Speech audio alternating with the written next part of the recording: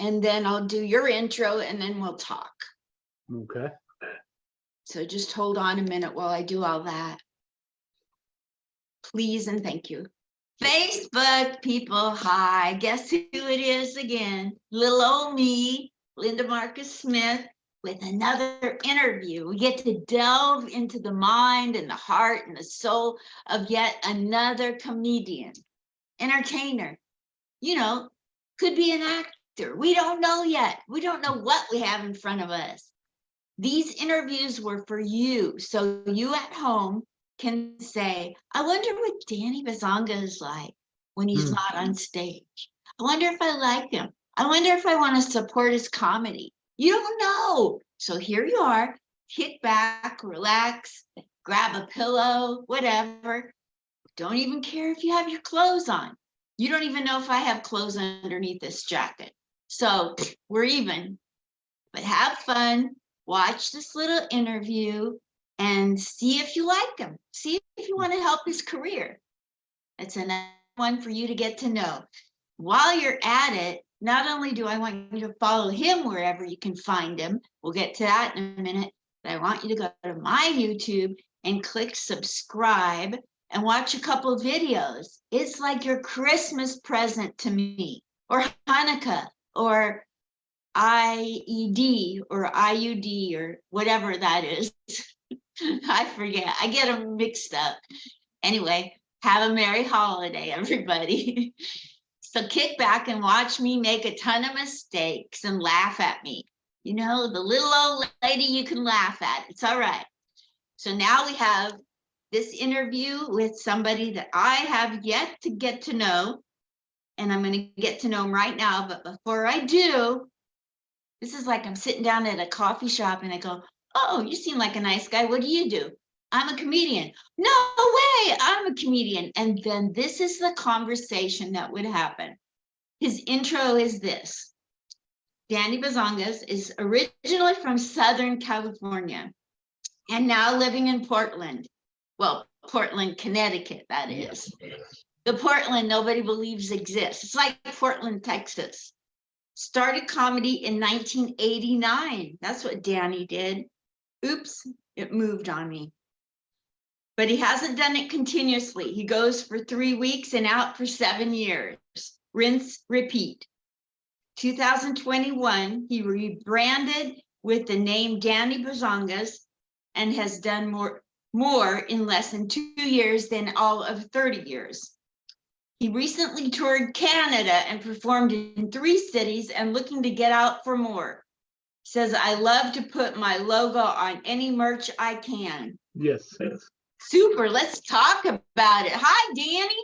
Hi, Linda. How you doing? Thanks for coming on. I'm doing great today. Yeah, I'm so glad you're here. I get to know you. It's a wonderful day in Portland, Connecticut. Portland, CT. Yeah, I heard there's like 23 in the United States, but I only know of 3. Wow. I didn't know there's 23. Yes, I tried looking all of them up, but most of them have a population of about 500. Wow. And so Oregon, Maine, and Connecticut have the only populations above 1,000 as far as Portlands go. I'll be darned. I would like to host a battle of the Portlands one time, but I got to find people from all these Portlands to represent their Portlands. Wow. You were going to do comedy where they all come on and do it? Yeah, I wanted to host something like that. I'll help you with that. That sounds like a fun thing to put together. I think so. Yeah, that'd be great. Well, so you were originally, we're going back in time because I am a very nostalgic individual, as you can tell by my Marilyn Monroe picture. I like to go back in time when little Danny was at home before he went to school, 1st grade, 2nd grade. The raw Danny, what were you like? Oh, that would have been 1st grade, 2nd grade, 3rd grade, 1975, 1976. The bicentennial, great time to be in the United States, was really crazy time. I remember everything was just star-spangled, red, white, and blue painted everywhere. The trash cans, the curbs, the water tower, every school, everybody wore the shirts, Spirit of 76. Yeah, that was just all that. I remember the fireworks show that year. That was great. That was Hawthorne, California. That Wow. it's famous for two things. One, the home of the Beach Boys. Wow. Yes, I went to the same high school as the Beach Boys did, but not the same year. Not the same year. About 30 years apart. However, we did have the same football coach, which is pretty amazing. Coach Wow. Otto Plum, if anybody remembers him. Yeah. And ironically, the first time I ever saw the Beach Boys was last week. What?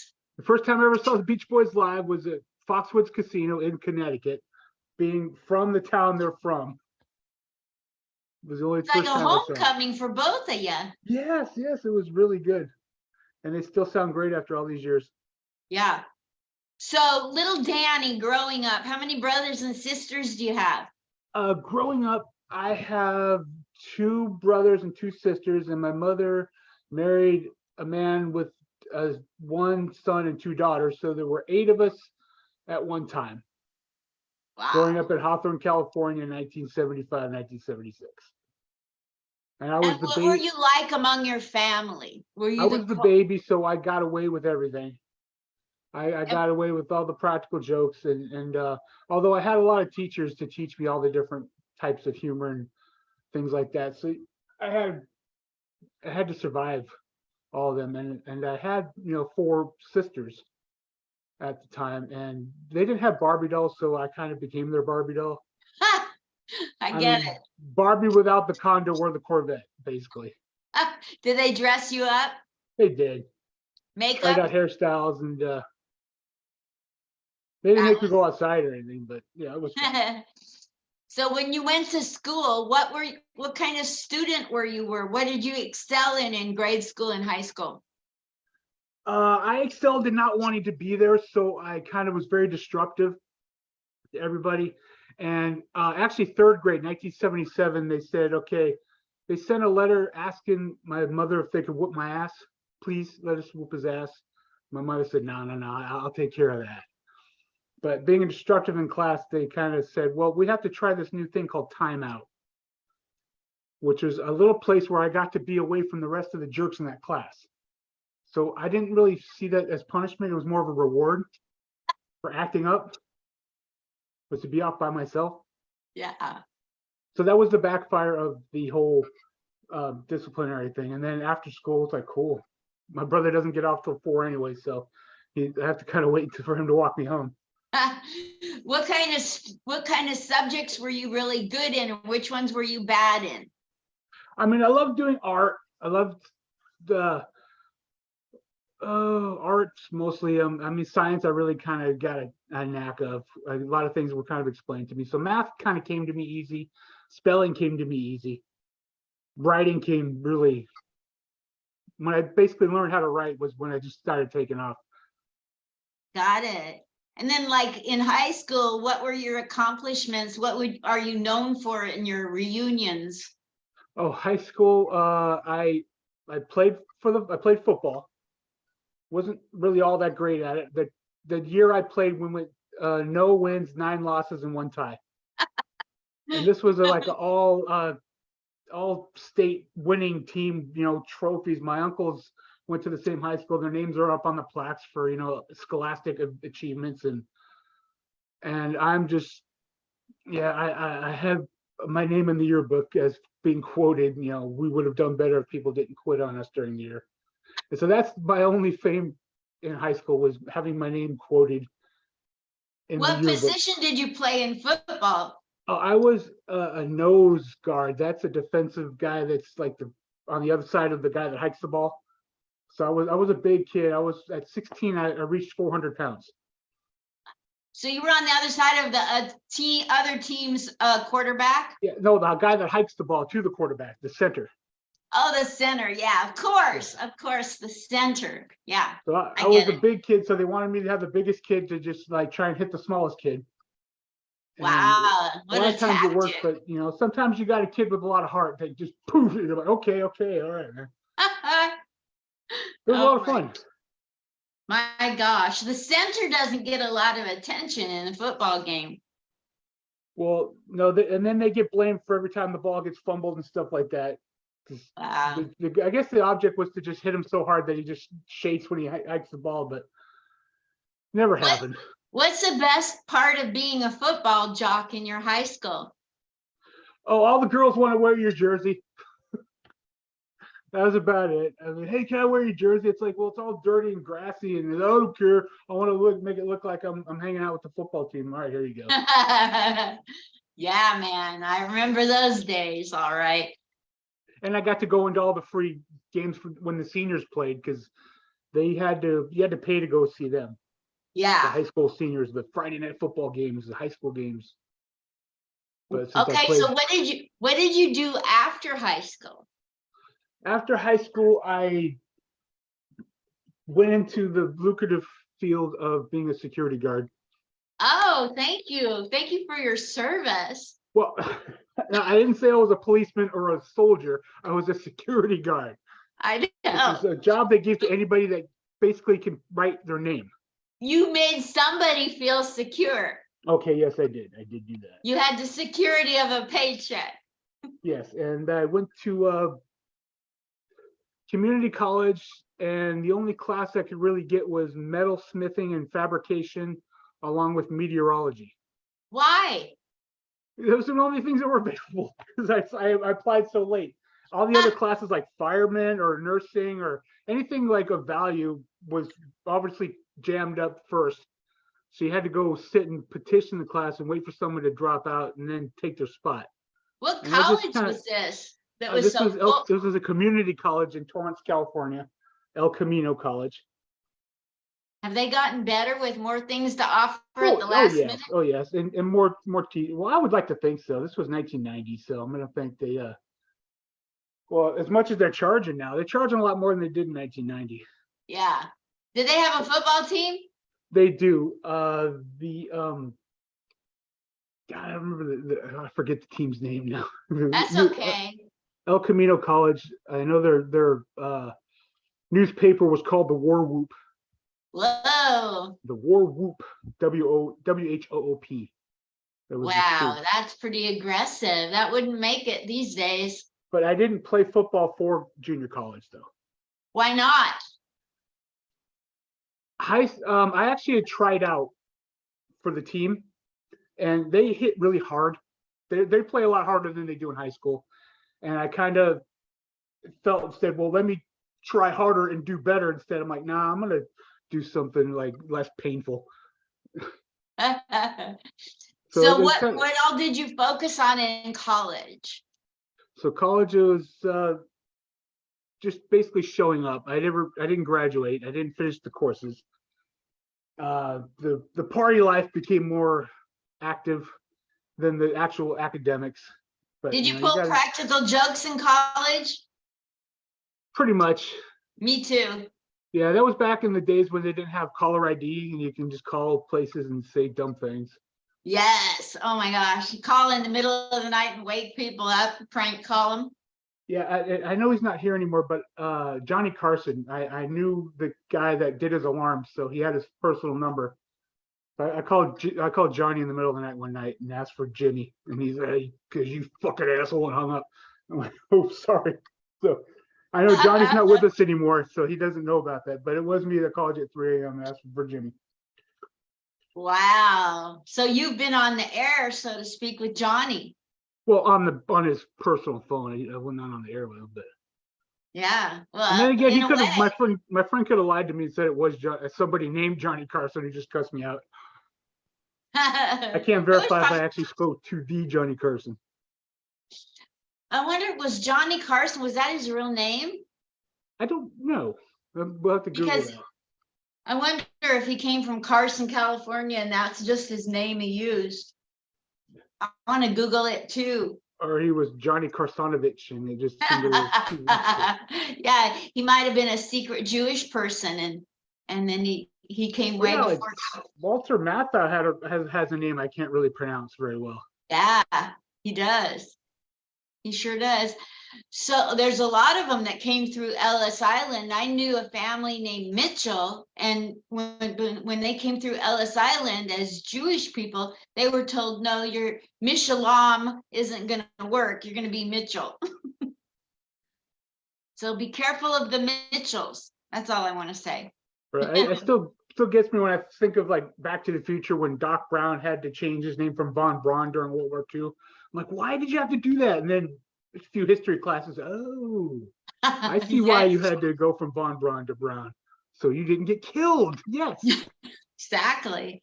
So you grew up in Southern California, Yes. and you're a lot younger than the Beach Boys. God forbid, I should think you're that old. And then how did you get out of California, go from Connecticut to California? You did opposite. Explain. Okay. Roughly after college, I got married, and 3 years after getting married, it was a really bitter divorce, and I kind of wanted to move as far away from California as I possibly could, and I ended up in Butler, Pennsylvania. Wow. A friend of mine online said, "Hey, come on out, we'll get you a place." And then I couldn't seem to secure a job there, so then I kind of became a transient for a little bit. All my friends, "Hey, come to Kansas City. Hey, come to St. Louis. Hey, come here, come here." So I was bouncing all over the country for quite a while, and until I ended up in Iowa, where my dad had moved after he retired. And all the time you're making people feel secure as a security guard. No, I was making people feel secure because of my large size at their door. You're what? I didn't finish doing the security thing. I finished the security thing after I left California, so I wasn't really holding jobs. I was just kind of bouncing the couches for a few years until I ended up at my dad's house in Iowa. And so then what did you do after you quit doing security work? You're bouncing on couches, and then what happened? And then I ended up at my father's house in Iowa. What city? Ruthven, Iowa. It's a town of 700 people in northwestern Iowa. Wow. Which the town next to it is Dickinson, Iowa, which has 400 people. Oh. It's almost as many people as Portland, Tennessee. Well, all the other Portlands out there with very little populations. So after that, what happened? After that, I moved down to Tennessee. Where? Ooltewah, which is just outside of Chattanooga. I stayed out there for a while, and then I was talking to a friend who told me to come to Connecticut, and I did. And we ended up getting married 6 months later. What? Yeah, it was 2007. January 1st, 2007, we got married and been married since. Nice. Now, how'd you meet that person? Yahoo Messenger. No way. Yeah, we were talking in the chat rooms for back when Yahoo had chat rooms. But I had met a lot of friends online too, where they said, "Hey, come on by and do your thing." So, but then when I got to Connecticut, I started, growing up, and then become responsible. I guess would be the key word. So I became a manager of a comic book / sports card store. How fun. Was that fun for you? I liked it a lot. I love going to those places. Yeah. And then I went to umpire school and became a baseball umpire. Oh, how cool is that? So I worked Little League for 12 years and high school for 3 years. So it's kind of like you got to work your way up to the pros and everything. I was bookmarked to go to pro school to work the pro games, but COVID hit in 2020, and then COVID hit me later that year. How'd you get through COVID? How bad did you get? Well, I am retired from umpiring and the store now. So I'm able to focus on my comedy a lot more. So like I said, in 2021, I was just goofing around with some friends in a game room, and the name Bazongas came up, and I'm like, Bazongas, Danny Bazongas, and it just boom, boom, boom, boom, boom. The lights just hit. And so cool. And you traveled. So you started comedy almost 3 decades ago. Yes, started. And where did you start comedy? What city were you in at the time? That was San Pedro was kind of where I did some San Pedro, California, and then I did some in Santa Monica. I hit a couple open mics in Burbank, wherever they were available at the time. And since you've been back to comedy, you've gone around touring through Canada. Talk to me about how that went. Okay, 2021 is the time when we started doing a lot of Zoom comedy. And I was just meeting all kinds of people from everywhere around the world through Zoom comedy. Met a lot of people in Canada, and I told them, hey, I'm going to come out. They're like, yeah, come on out. And a couple of them found me places to perform in those three cities. So it was amazing how much of a good network we picked up. Yes. Just going out. So I went to Toronto, and I've never been to Canada before, and I was lucky. I'm lucky I can go with an open mind now, and not come in with my American, oh, well, you do this wrong, so therefore it is wrong. And I can able to just put that aside and just enjoy the place that they want me to enjoy. Did you get to go and watch Just for Laughs? No, that was the festival. Mm-hmm. I had just missed that. It was actually that day, and I was driving into Toronto. I was going to stop in Niagara Falls, but the Prime Minister of Canada was doing a speech there, so it was all kind of closed off to a lot of people, or it was jammed up. We just couldn't get over to Niagara Falls that day. But yeah, that was like the last day I got there. I'm like, oh, I didn't know this was happening.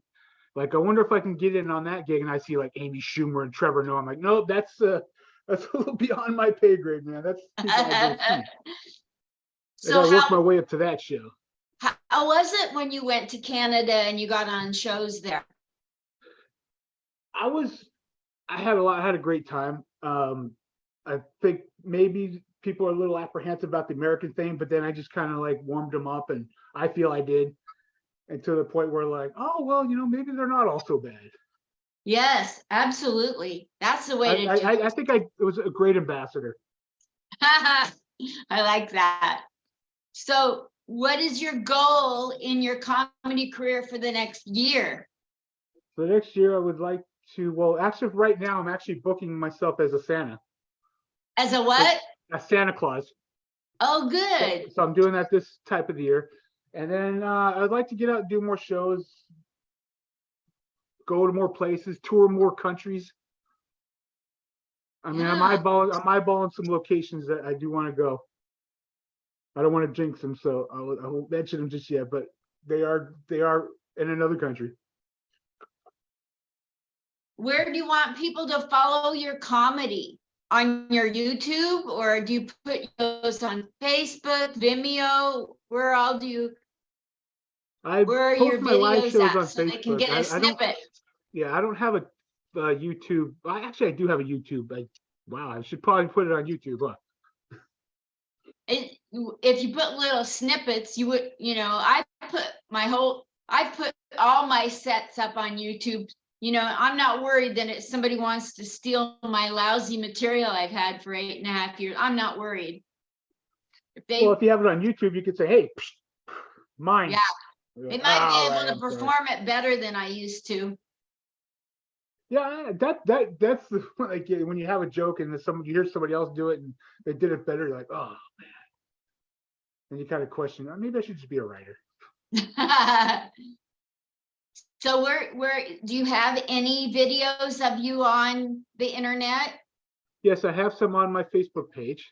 Okay. It's, the one of the Montreal shows I did. Nice. Another show I did. It's show of different arts, spoken word, comedy, singing, acoustic, and then just straight out thrash metal. So it's my kind of show. And I will be hosting that show December 1st. It's this Thursday, December 1st, at the Cellar on Treadwell in Hamden, Connecticut. Wow. What time is that show? That starts at 6:30, and that is a show of like poetry, music, like you know how those shows go. Yeah, so, variety, wide variety. That's awesome. You're hosting? Yes, I'm going to be hosting the show. Starts at 6:30, probably goes to about 10. Fabulous. They It's got so some great. really, Isn't it fun to host? yes, What do I you like like doing about that. hosting the most? Well, it's great because a lot of times when you're just doing the stand up, you're just rehearsing a bit, but there's a lot of bit more improv into it because you're going to change everything on the fly. Like if like something the last band just did, say, oh well, let me talk about, hey, I remember when that happened to me, and it's more of a connection thing because it's like you never know what you're going to say until the other person gives you the material to say. Yeah, I love that. I love it. Do you come away with new jokes from everything? Like when some people say that every time they go on stage hosting, they come away with a couple new jokes. Yes, that's what I'm talking about. You come up with them on the fly too, Uh-huh. and you're like, wow, that was good. I'm glad somebody Yeah. recorded it. Where in America do you like to perform besides Connecticut? Forget Connecticut. Well, there are some New York City is really like it's I don't go there very often, but it's kind of intimidating a little bit because I don't know where I'm going. But I have a few friends that are like, hey, come here, come here, come here. So I'd like to get there because everything's more centrally located where you just do this show, get up and walk 5 blocks that way, and then there's the other show. And so I like places like that. Boston has some great places too, more outdoor places that probably won't be able to do in the winter. Yeah, absolutely. Absolutely. So what do you want to accomplish in your personal life and in your comedy life for the rest of your life? Wow. Think about the rest of my life. Well, I do want to get over my carb addiction and like just finally get to the gym, start working out, getting healthier. I understand this is something I got to do. I don't want to, and I don't like it. I quit drinking 8 years ago. Wow. And Congratulations. yeah, but unfortunately, I wasn't one of those recovering alcoholics that works out instead of drinking. I missed out on that. So that's a goal of mine, is like become healthier and just, and with that, because I often joke about comedians that like work out, and it's like, how can you write these self-loathing dick jokes and talk about I gotta go work on my legs? But in order to keep doing all the touring I would like to do, I have to kind of be physically able to do it because it drains. Even those 3 cities, I'm just like, how do you guys do this? It's like, because you're in the gym all the time. I mean, then they don't necessarily want to be in the gym, but they want to tour. Got it. So do you have children? No, I have no children. Yeah. I have cats. I know they're not real kids because my 16-year-old doesn't tell me I'm a loser. Well, cats are kids. How many cats do you have? I have 3 cats. They are 17, 16, and 14. Oh, well, what are their names? We have Nellie's the oldest, and I have Jack in the middle, and then I have this one here. This is Amber. Cute. She does not want to be on camera, but then again, if it's her idea, she's like, "Hey, I'll be on camera." Typical cat. Yes, she is wonderful. I found her. Funny story about her is 2009. I was gonna go see that Twilight movie that I keep hearing about because it was a Tuesday afternoon. It was 2 days before Thanksgiving, and I'm like, it's $1. Let me go see it. So I'm walking out to my car, and I hear this meow meow meow meow meow under my car. What is that? I look out, and she was like between the wheel and the and the bumper, and she poked her head out and looked at me. I said, "Hi," and then she jumped inside my jacket. Jumped inside Oh, my jacket and started purring and shivering. And I'm just like, oh, um, what's oh, going how on sweet. here? I thought somebody was pranking me. I looked around, there's nobody around. And I put a sign on every mailbox in the apartment complex saying, I lost this cat, please call me. How And special. we already had 2 at the time. So our lease didn't allow us to have this one, but nobody's claiming her. And when a cat just jumps inside your jacket and says, you're mine. So that was, That's as the Jewish people would say, it's kismet. yes. And so that was been 14 years now. Oh, and she makes no qualms about who owns me. In fact, my wife can't sit next to me on the couch because she'll get between us and just stare at her oh, dirty. how sweet. Okay, here's the final question that I have for you. You've been in the business 3 decades, hitting it hard lately. How can I and how can anybody watching this video help your career? What are all the ways we can help you? If you got a show, let me on it. If whatever I got to do to be on, do I got to audition? Do I got to send you tapes? I try to reach through as many people as I can through this. I don't know how else to do it other than get an agent, but I'm not there yet. Yep. And I have the times, and I'm basically retired now, so I have the time to do my own bookings. But, okay. And with that, just work on a better act, work on a longer act. I can do good 5-minute bits at a time, but Great. stringing them all together is the trick. Absolutely. Finding a way to tie them all together. That's hard. And then sometimes crowd work builds you up a new joke that you didn't think of, which is fun there too. Absolutely. So how many 5-minute bits do you have? Oh, 15 or 20. Wow. What are your favorite 2 bits you do? One of my favorites is I don't know why I like it so much, but I was talking to a friend of mine who said she was stung by a carpenter bee. And I said, how did you know it was a carpenter bee? Did it sting you and go, we've only just begun? I love that. And like I told my brother that joke and he hung up on me. He really hung up on me. And I'm like, I have to do that. That's a good sign. I have to do that. Yeah, I like that. That made me laugh when I heard that. And then of course the jokes about my brother growing up in the family. I love talking about my family. Anything has to do with that. That was just material that wrote itself. I just worded it together. Because like I would talk about how like my brother, used to pick on me as a younger kid. He would put a scratch and sniff sticker at the bottom of the bathtub and say I could smell underwater.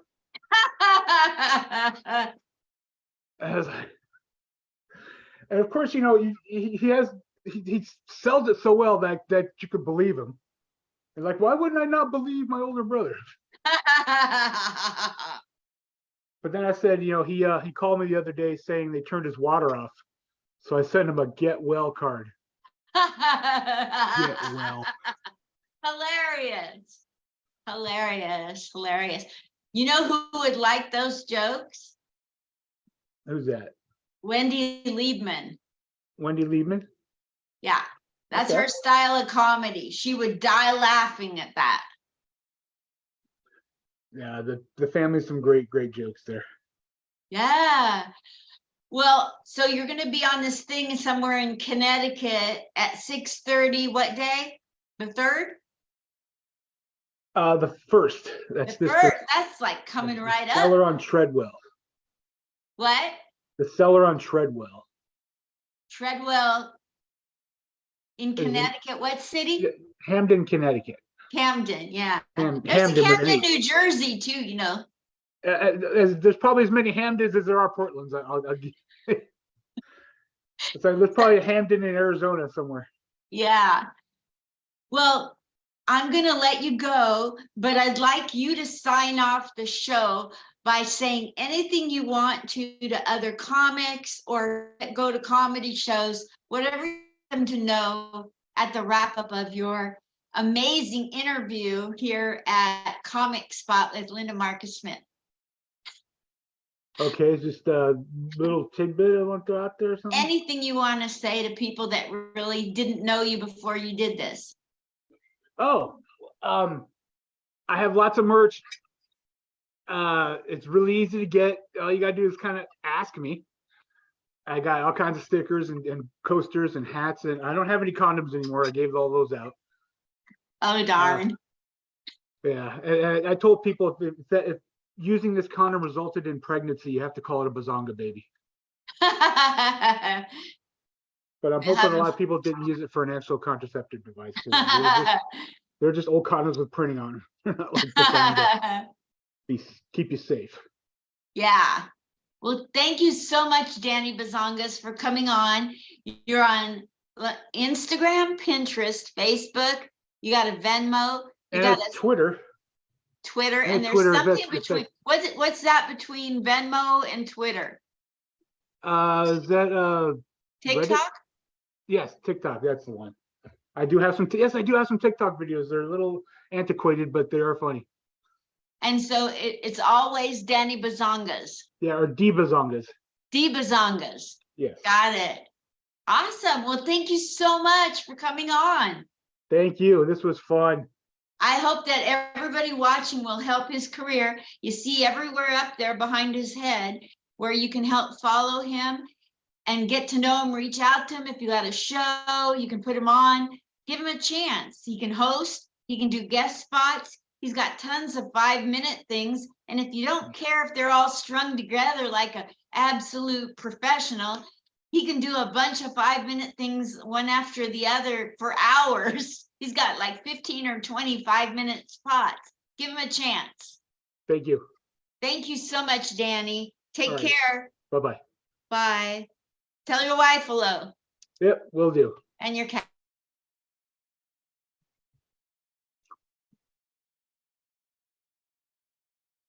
That's paused.